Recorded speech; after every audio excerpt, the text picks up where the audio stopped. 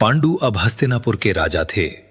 राज्य समृद्ध था, सीमाएं सुरक्षित थीं, सेना सुदृढ़ थी।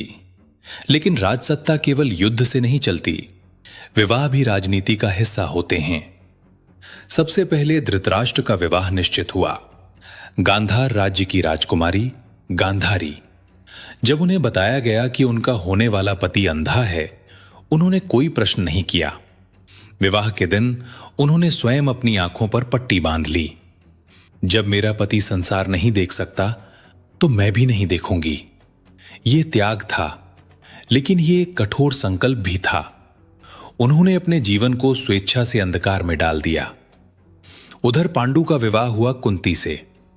कुंती गंभीर थीं, उनके भीतर धैर्य था और एक ऐसा रहस्य था जो भविष्य बदल सकता था।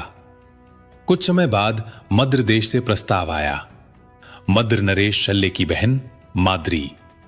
मद्र परंपरा के अनुसार वर पक्ष को वधू पक्ष को सम्मान स्वरूप धन देना पड़ता था।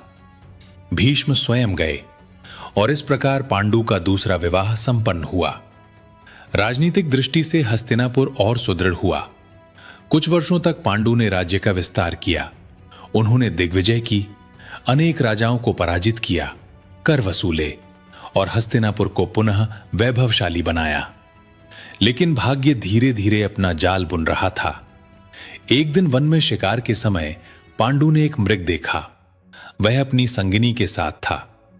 बिना सोचे उन्होंने बाण चला दिया। मृग धरती पर गिरा और मनुष्य रूप में परिवर्तित हुआ। वह ऋषि किंडम थे। मरते हुए उन्होंने कहा, राजन, तुमने मुझे उस समय मारा जब मैं अपनी पत्नी के साथ था। यह अधर्म है। मैं तुम्हें श्राप देता हूं। जिस क्षण तुम अपनी पत्नी को स्पर्श करोगे, उसी क्षण तुम्हारी मृत्यु होगी। पांडु का हृदय टूट गया। उन्होंने राज्य त्याग दिया। सिंहासन धृतराष्ट्र को सौंप दिया गया। पांडु कुंती और माद्री के साथ वन चले गए। वन का जीवन तपस्वी था, लेकिन वंश का प्रश्न सामने था। एक दिन पांडु बोले, यदि मेरे पुत्र नहीं हुए तो मेरा वंश समाप्त हो जाएगा। तब कुंती ने दुर्वासा के दिए मंत्र का रहस्य बताया। पांडु ने अनुमति दी। कुंती ने धर्मदेव का आह्वान किया। वन में एक दिव्य आभा फैली। जन्म हुआ युधिष्ठिर। उसकी आंखों में स्थिरता थी, मानो वह जन्म से ही न्याय को जानता हो। कुछ समय बाद वायुदेव का आह्वान हुआ। जन्म हुआ भीम।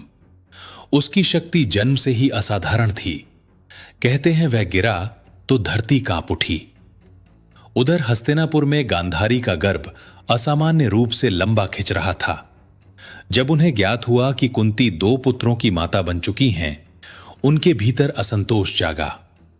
अंततः उनके गर्भ से एक मांसपिंड निकला। वेदव्यास को बुलाया गया। उन्होंने उसे 100 भागों में विभाजित किया। घरों में रखा गया। समय आने पर उनमें से जन्म हुआ पुत्रों का। सबसे पहले जन्मा दुर्योधन। उसके जन्म के समय सियार रोए। आकाश में अपशकुन दिखाई दिए।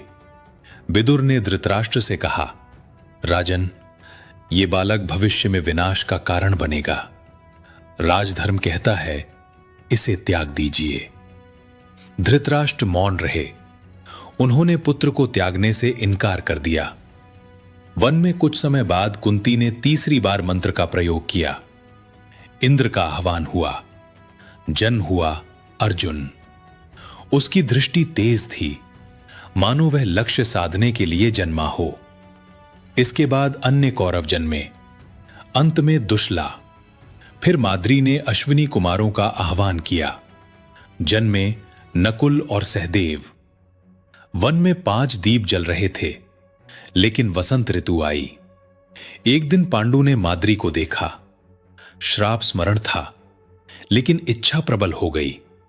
जैसे ही उन्होंने माद्री को स्पर्श किया, श्राप सत्य हुआ। पांडु धरती पर गिर पड़े। माद्री ने स्वयं को दोषी माना। उन्होंने सती होने का निर्णय लिया।